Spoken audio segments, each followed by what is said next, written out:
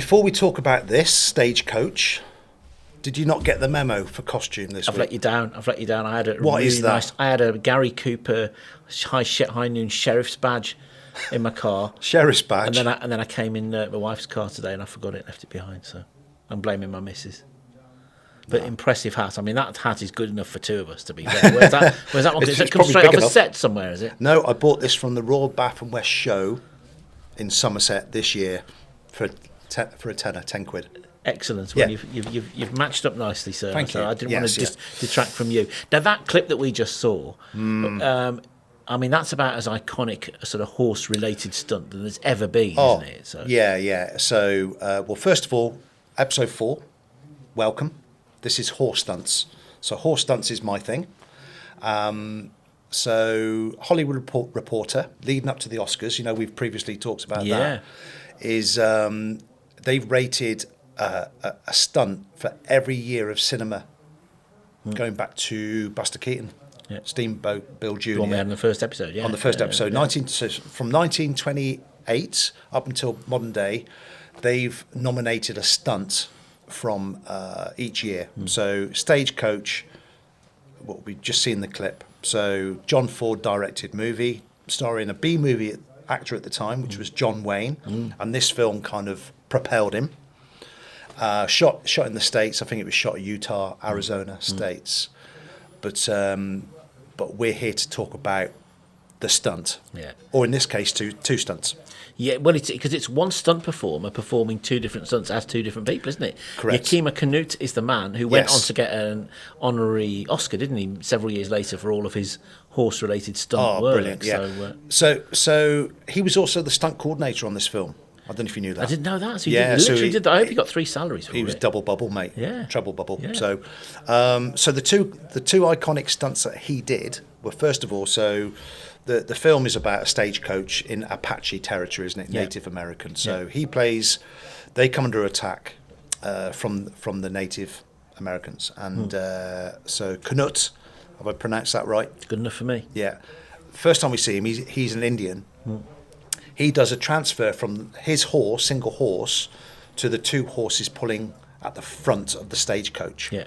So he jumps onto the horse, and I think he drops down below the 2 horses, but he's still at the front. So you've got the stagecoach, you've got 2 horses, 2 horses, 2 horses. So it's a 6 team.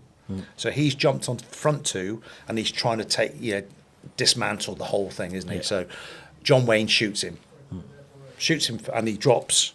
Shoots him again. So what he does, he drops completely, but he lets the horses and the stagecoach go over the top. Yeah. So that's the first time we see him. Then we see him again. He's one of the cowboys on the top of the stagecoach, where the guy driving the horses, he's been shot. Yeah. So he's got to try and retrieve the steering wheel, which is the reins. Yeah. So he jumps from the stagecoach to the first 2 horses, then to the next 2 horses, and then to the front 2 horses. Amazing. Yeah. And so many other films. I mean, even, was it one of the Indiana Jones films? I think it was Raiders of the Lost Ark. Did a sort of homage to part of that, didn't they, as well? Yeah. So Steven Spielberg again, isn't it? So homage to Stagecoach, 1939, was Raiders of the Lost Ark with the truck fight. Yeah. I think we're going to be looking at that in future episodes, potentially. Yeah. And as we know, anybody who's binged the entire series of UnStunted, the podcast so far, knows that the whole point of this is to preview attempting to recreate iconic stunts using modern techniques. And for the horse-related stunt, it's this Stagecoach one you're going to go for, isn't it? So it is, yes. So how daunting, ambitious, exciting is that as a prospect to... Oh, it's amazing. So just going back to my stunt career. So back in 2009, I worked on a movie called Your Highness. It was a medieval spoof. James Franco, Natalie Portman's in that, Natalie Portman, Danny McBride, and we recreated a stagecoach chase scene, which had again homage to Stagecoach and all that. So my character, Danny McBride's character, so I was doubling Danny. I had to climb out of the stagecoach onto the roof, and then jump from the roof onto one of the horses pulling it. So I actually had to do that. Should we watch a clip? Yeah, absolutely.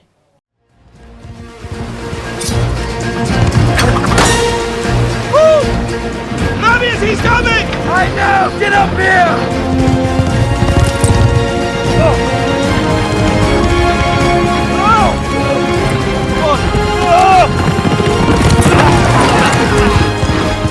Now what? I have a plan! We jump on the horses and ride away! But the horses, they're moving! I know! Yes! Come on! What? For me as well? Now!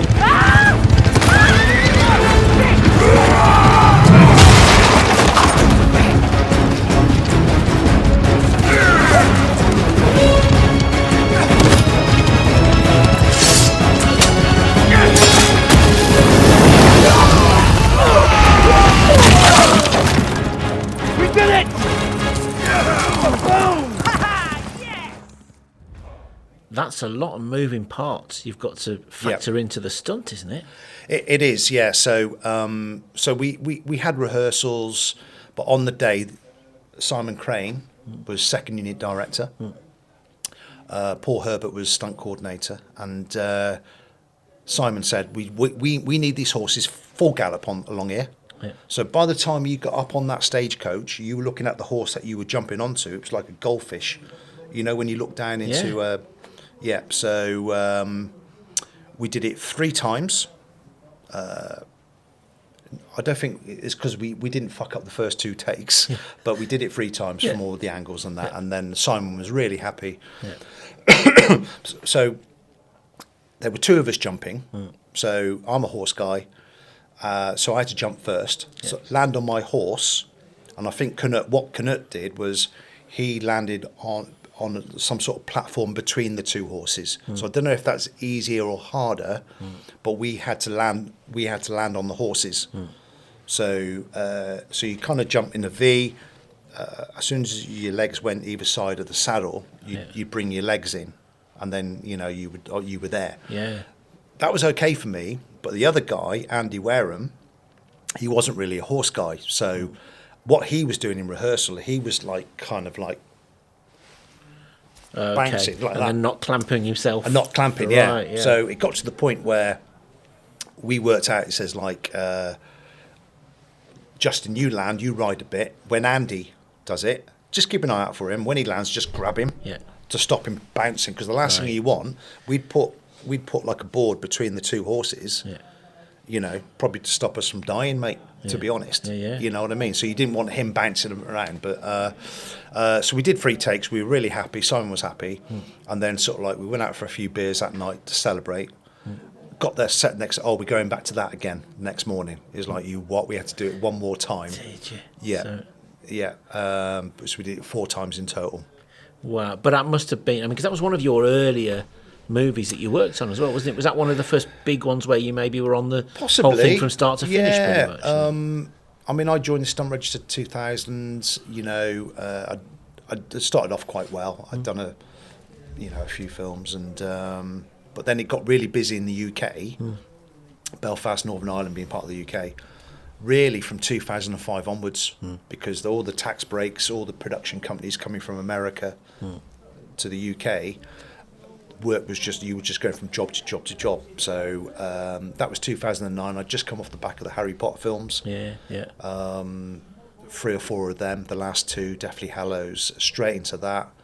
The Wolfman, and then it was on to Pirates of the Caribbean 4. I was going to mention that because there's a massive horse stunt right at the start of that, isn't there? All around the Royal Artillery Arsenal and Woolwich, isn't it? And sort of Greenwich. Are you chasing Johnny Depp? Yeah. So so basically, I was on a horse. Johnny Depp's character, Captain Jack Sparrow. This is Pirates of the Caribbean 4, Stranger Tides. He'd commandeered. He's nicked a safe, hasn't he, or something? But he's nicked a coal car, so he's kicked the old boy off, and so he's riding around old London on this coal car. I'm the captain of the guard, chasing him on a horse with a musket, and all I'm doing is singing the Pirates of the Caribbean song in my head. Thinking, I'm having great fun. And every now and again, Johnny Depp's turning around, looking at me. He's like, I might as well be. at the cinema. You know what I mean? It's like it was surreal, really surreal.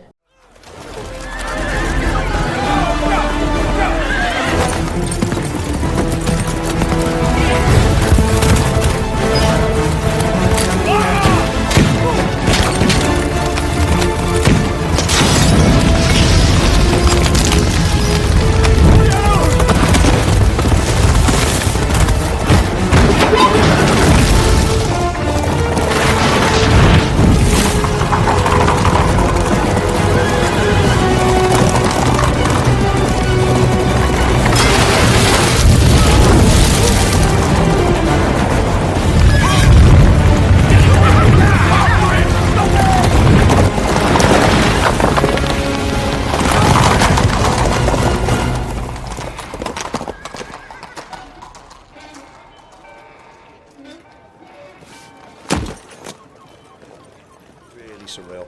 Was that job? Are you ever able to, when you're doing a job, take yourself out a little bit and look at it and thinking, this is great? Yeah, well, again, that was Greg Powell. You know, I did a few films with Greg, great coordinator, and it was just I just enjoyed that. And then there was other bits. I had to do a sword fight with Johnny Depp as well, off the horses. Yeah, but yeah, you know, horses has been pretty cool. What other sort of horse stunts stick out for you? Because you've done some stuff on Game of Thrones as well, haven't you? Game of Thrones, yeah. Did the first few series of Game of Thrones. Yeah. Just getting shot off the back, and is that all? Yeah. Okay. I remember one time. I think we talked about the Bastard Execution on the last episode. Yeah, with Ed Sheeran. Yeah. Lee Sherwood was the stunt coordinator. He said, "Oh, Justin, I want you to ride in, rear a horse at the top of the rear, fall off." And then that's you done.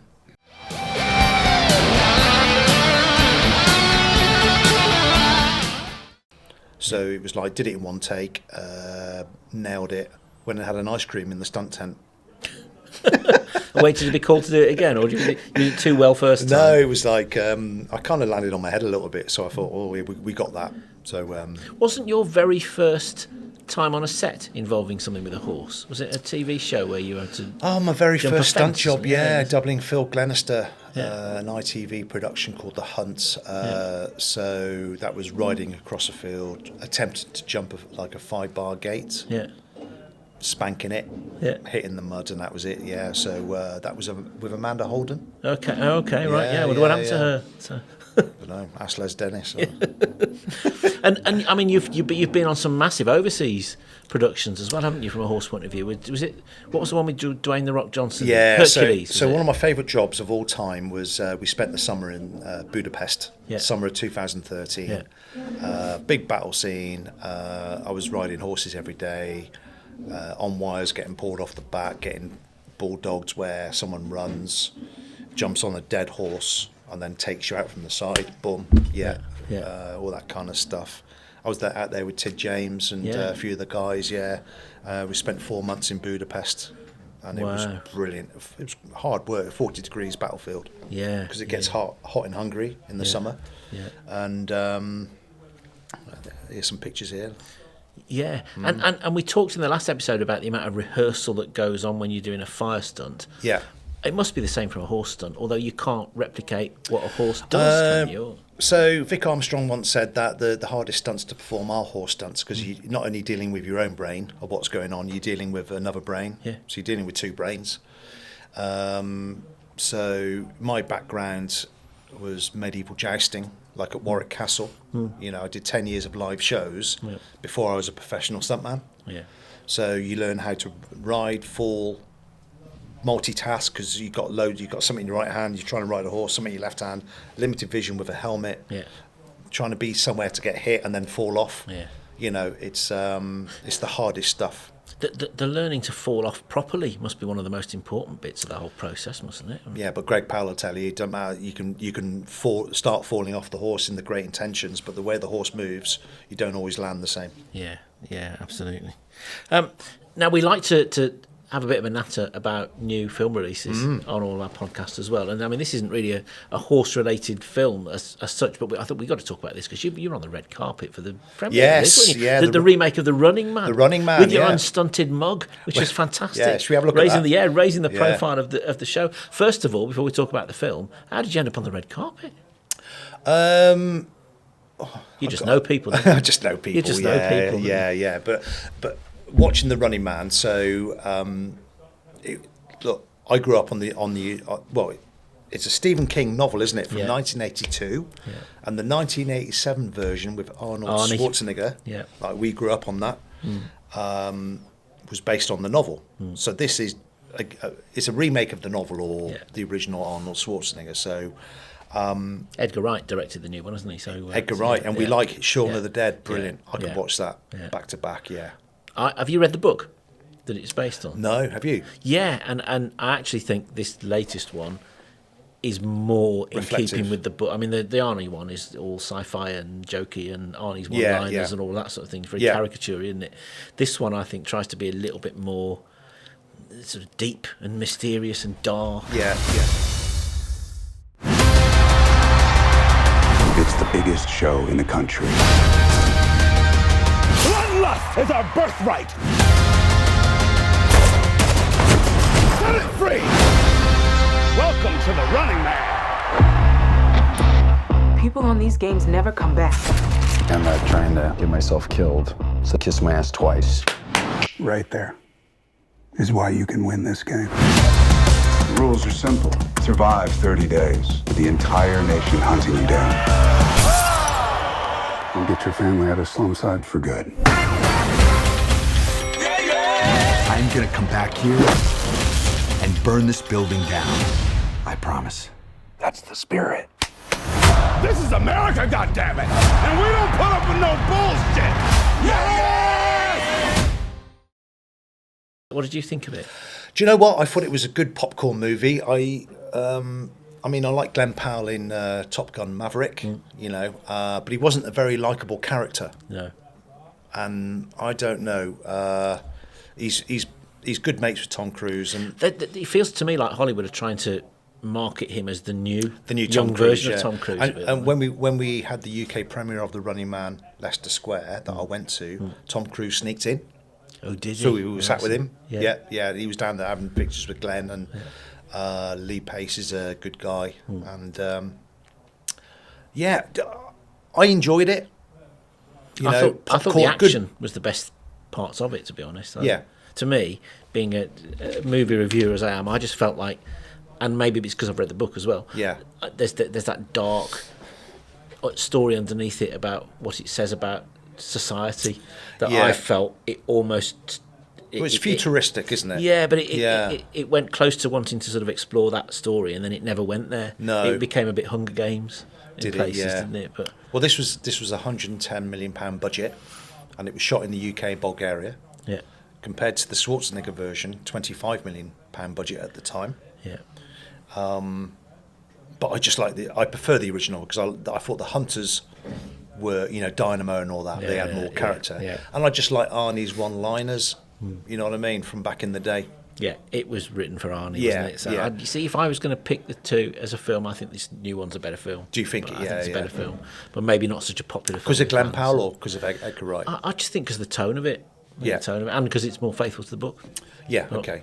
But who reads books these days? You just watch films. Haven't got time to read books, have we? So no idea. So let's talk about. I mean, horse films. I started looking before we were going to sit down and talk about this, and thinking about what my favourite Western movies are. And we talked about Stagecoach, and I mentioned High Noon, where I'd got my sheriff's badge and I've forgotten about it, and I'm in trouble and all that sort of things. But are there any others that jump out? Yeah, I mean, like Magnificent Seven would be one, wouldn't it? Well, just going back to the Hollywood Reporters when they, they nominate a film with the best stunts per year. Yeah. So we move forward from Stagecoach onto Ben-Hur, Charlton Heston.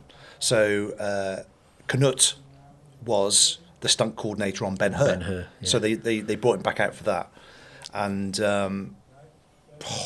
that chariot scene is incredibly so raw, isn't it? So, yeah. So that's absolutely brilliant, isn't it? Yeah. I think the stunt folks, and the editors deserve equal credit for that, the way that scene's put together. So, do you know what? You didn't fancy recreating that one then? No, it's just like back in the day that stunts were wire free, adrenaline fueled. Yeah. It's just the way of the world now. It's just gone a bit safer. Because they remade Ben-Hur, didn't they? A new version of Ben-Hur about 10 years ago, and tried to do a sort of version of that chariot scene. It wasn't. Who was in the that? same ballpark. I can't remember even who was in it. It was Charlton Heston originally, wasn't it? Yeah, Charlton Heston originally. Yeah, it was about 8 or 10 years ago, and it just didn't have the same kind of impact at all. No. So I love the good, the bad, and the ugly, the Magnificent Seven, the westerns, all that sort of old-fashioned western stuff. Oh yeah. Outlaw Josie Wales, True Grit.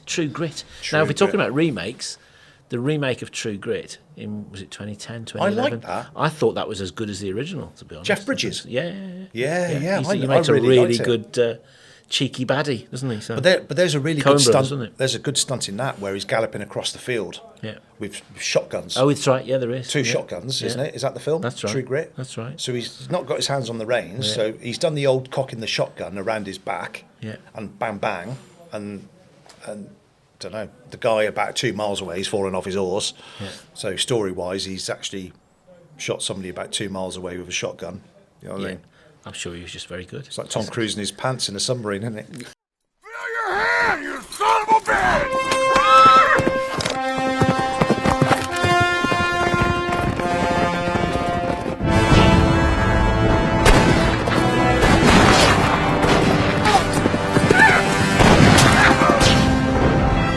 Shoot them, Mr. LaBeef. Too far. Moving too fast.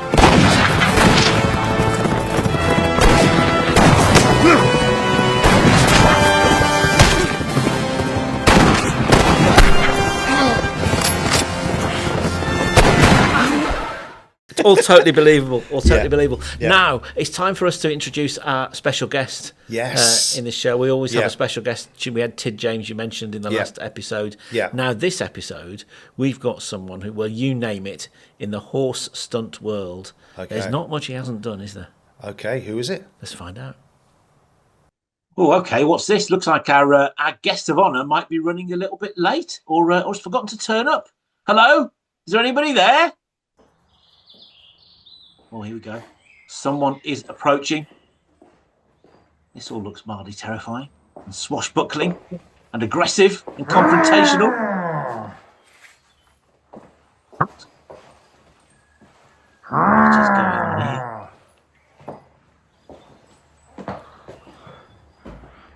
Can you guess who it is yet? Mystery guest, please reveal yourself. It's me, JP. How are you? What are you doing to me, man? What are you doing to me?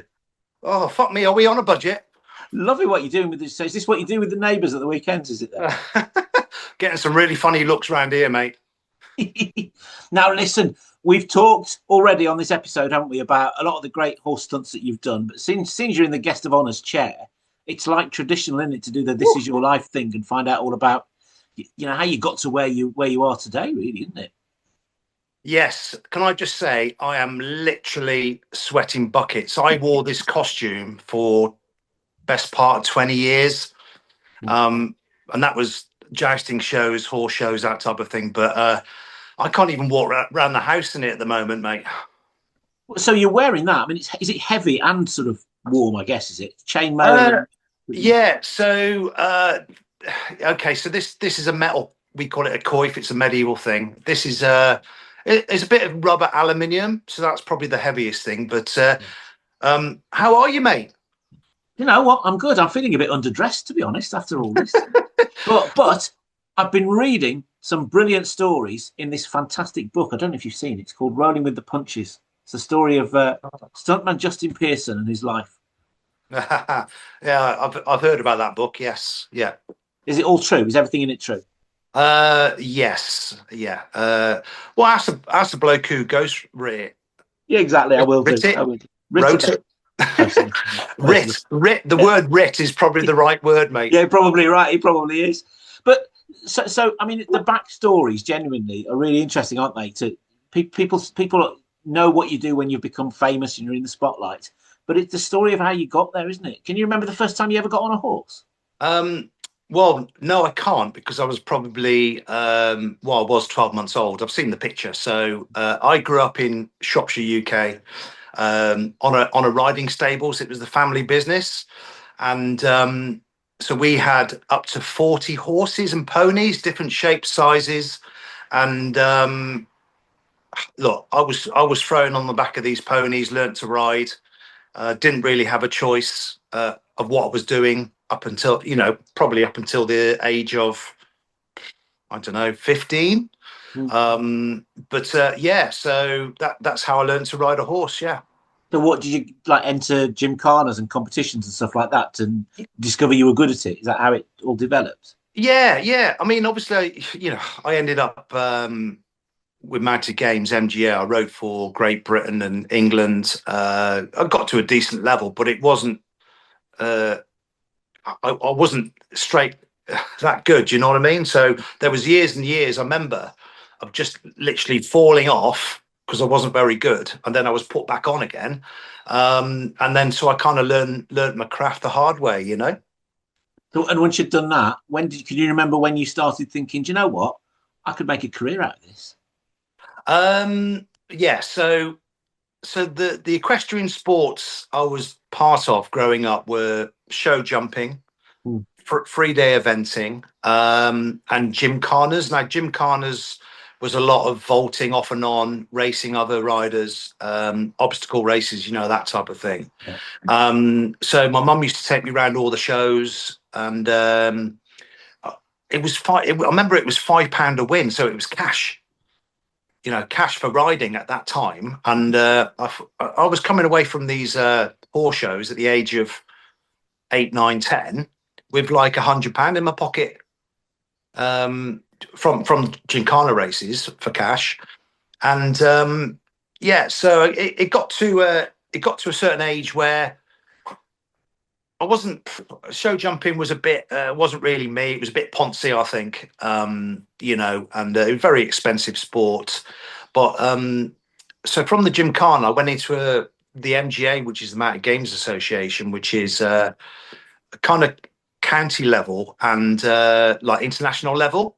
So I joined the Shropshire team, and we were competing all around the UK weekends at these big old shows, and so it became kind of semi-professional, with that. And I had some success, yeah. So became British champion in 1995, reserve world champion the one time. And it was great. Really good grounding, yeah. And is that when you start to meet other people who give you an idea of some of the other opportunities there are? Because you ended up going on a travelling display team. Yes. How did that come about?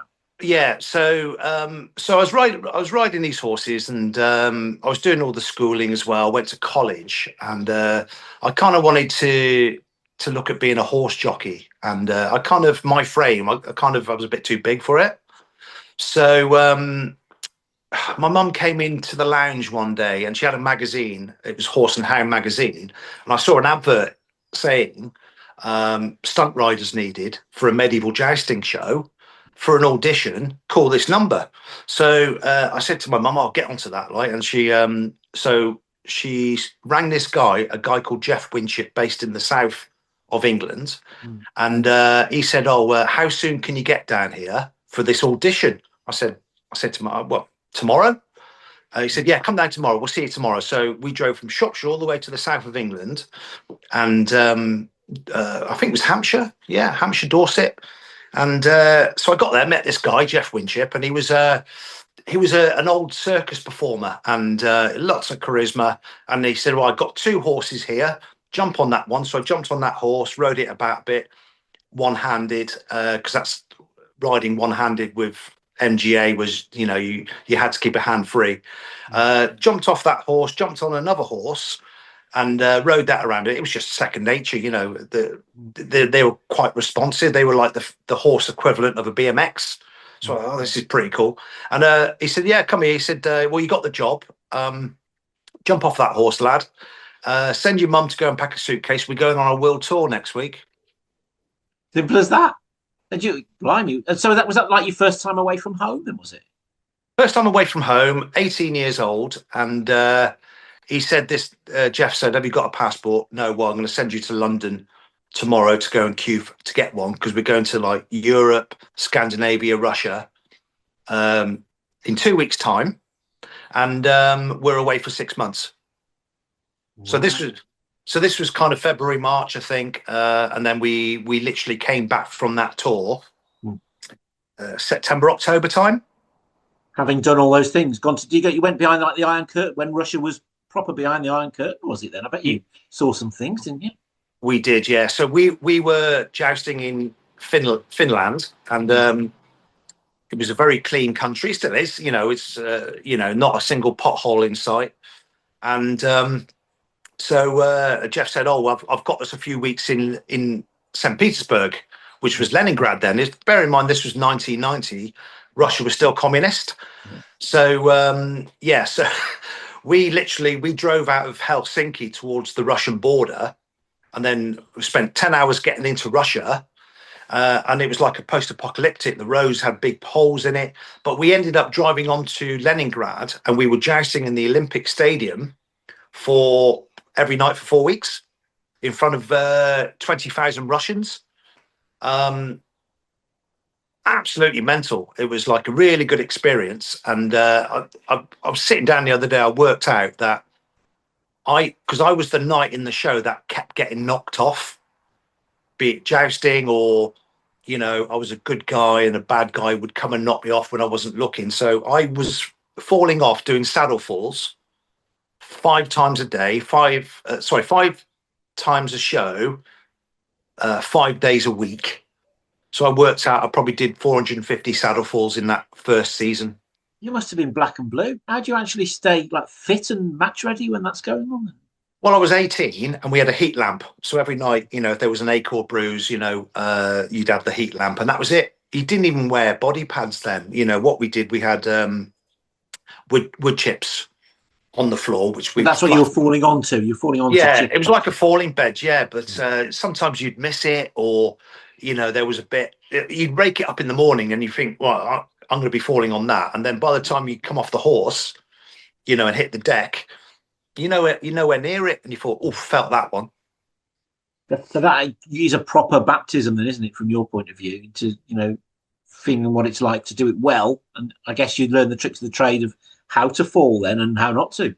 Yeah, exactly. Yeah, really good grounding. So so that was Windships. I was with him for 2 years, and then I rode for other teams just as a rider, semi-professional jouster for 12 years. In that time, I joined the British Stunt Register because some of the older guys from Windships had said, well, you need to go and do the 6 skills and all that. Yeah. And so I joined the register. That was really good. And then there was a bit of a lull in the UK with the films and TV. So that's when I decided to set my own jousting team up.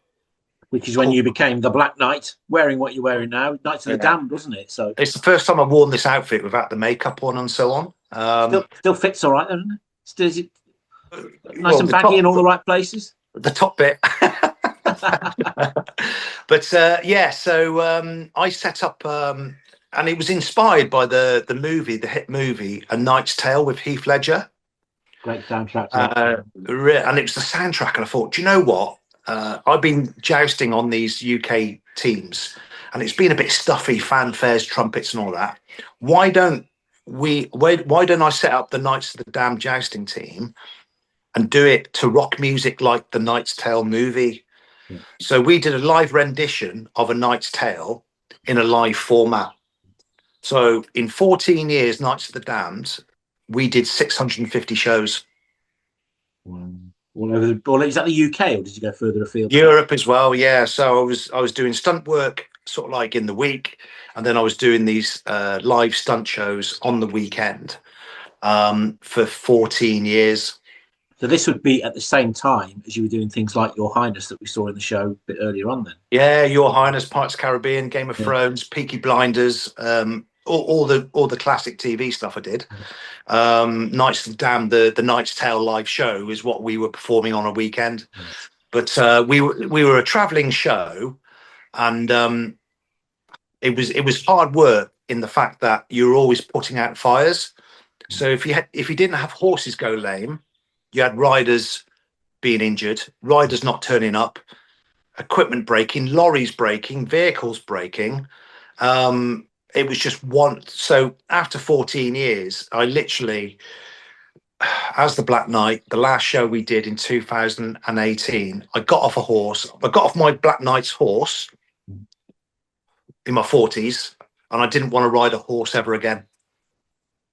And that was the very last time Knights of the Damned happened, was it? Is that officially parked and retired, was it? Yes, I've still got all the costumes, the helmets and all that equipment. So my lad Archie, if he wants to, have a look, take a look at it. He's a very good rider, by the way. He's 13 years old. He's just represented his country, Wales, at the Royal Windsor Horse Show in Pony Club Games. So, I think he's going to be a much better rider than I was. I say was because I haven't gone back to it. Have you ever been tempted? Tell a lie. I was talked into it to do the Black Knight jousting show as a one-off 5 years after I said I wasn't going to ride, and I broke 2 ribs in the first show. Wow. So that's telling you probably made the right decision in 2018 then, isn't it, to be honest? So yeah. But I bet the camaraderie and all that amongst the troops on the road was really good, because it would have been quite an operation to move around the country, wouldn't it? How many people were involved in it all? 4 horses, 4 knights, 4 squires, the guys on the ground passing all the equipment and so on, and a commentator. Yeah. Which I asked you to do a few times, but for some reason, you didn't answer the phone.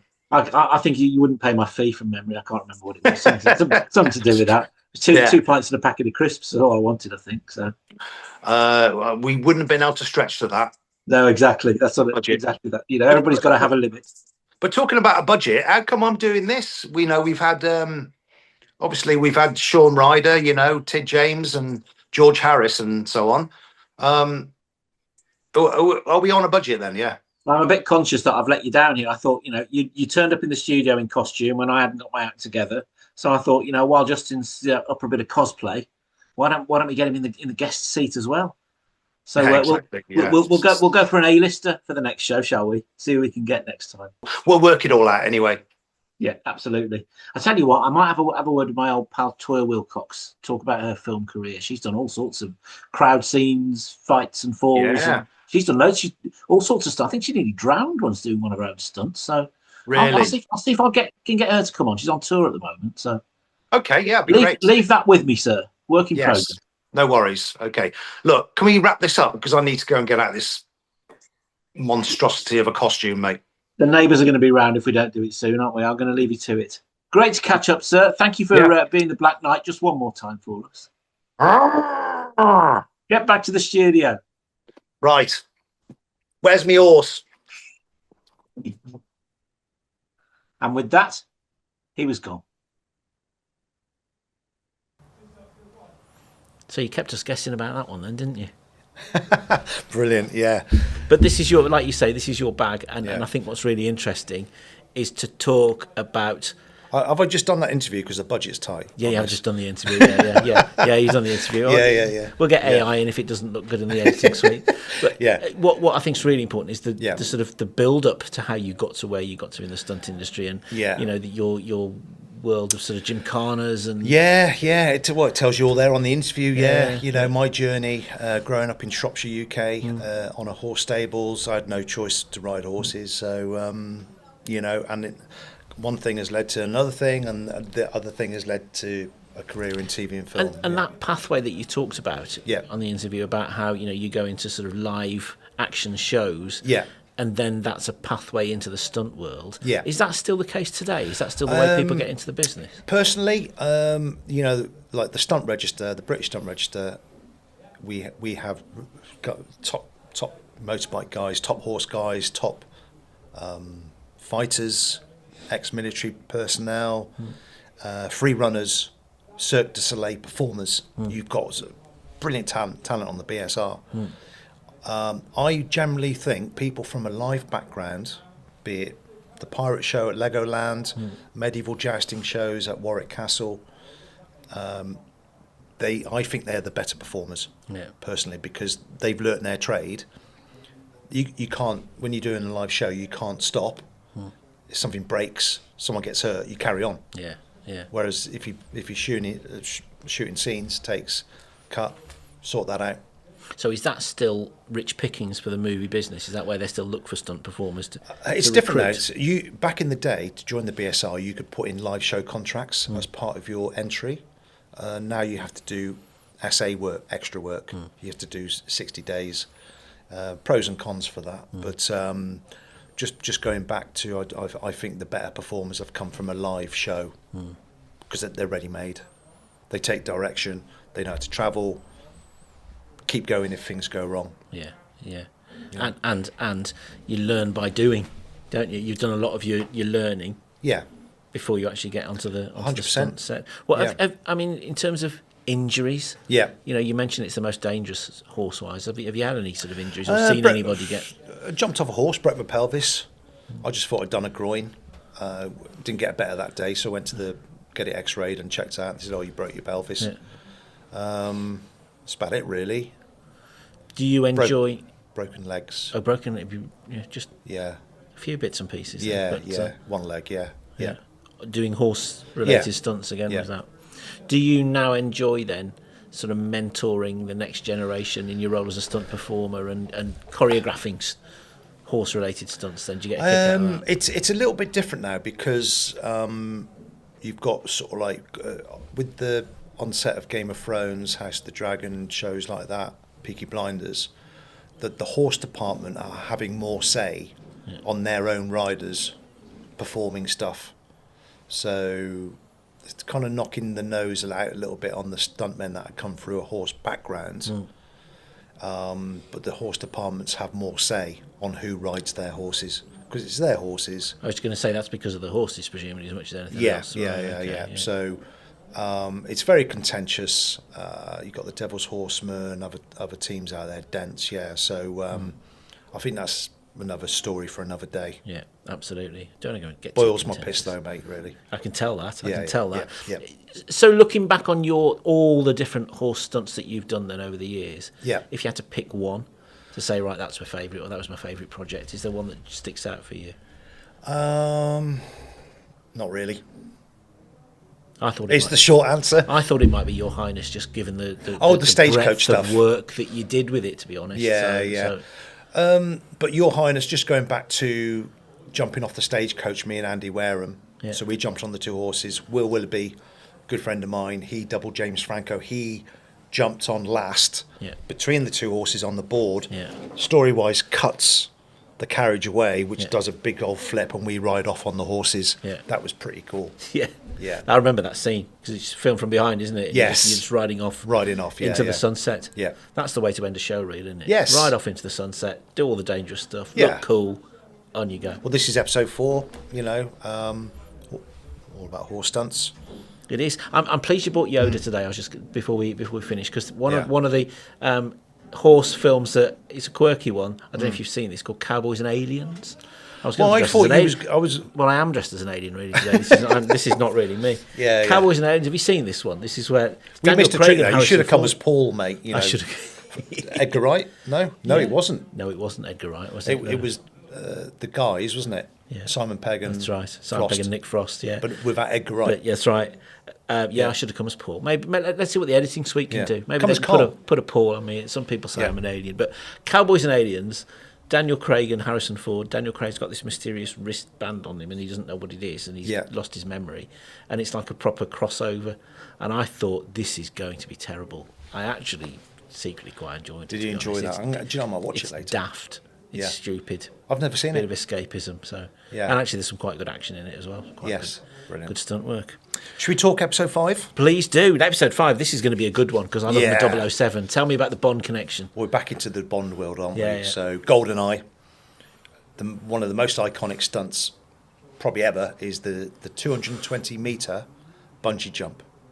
Piers Brosnan, boom, jumps off the dam in Switzerland. Very start of the film, isn't it? Very start of the scene. film.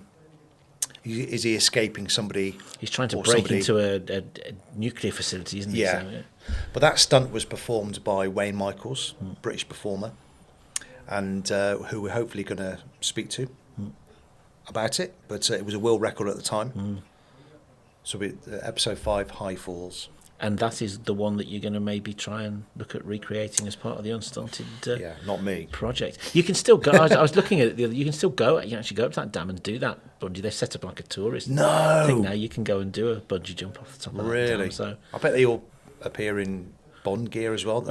I'm sure there's tuxedos going off there. Yeah. Let's check the Unstunted production budget and see if it'll cover the cost for us to go over and have a look at doing it, shall we? What was the name in Switzerland of the location? It's the Verdasco Dam, isn't it? You're a sod, you are you? I know, you didn't catch me out like that. I did my research. Look, I've got paper everywhere, mate. Yeah. So that was for next episode. Brilliant. High Falls. Looking forward to it. Yeah. Good to see you, mate. And I'll see if I can come up with a costume next time. Yes. See you soon. See you later.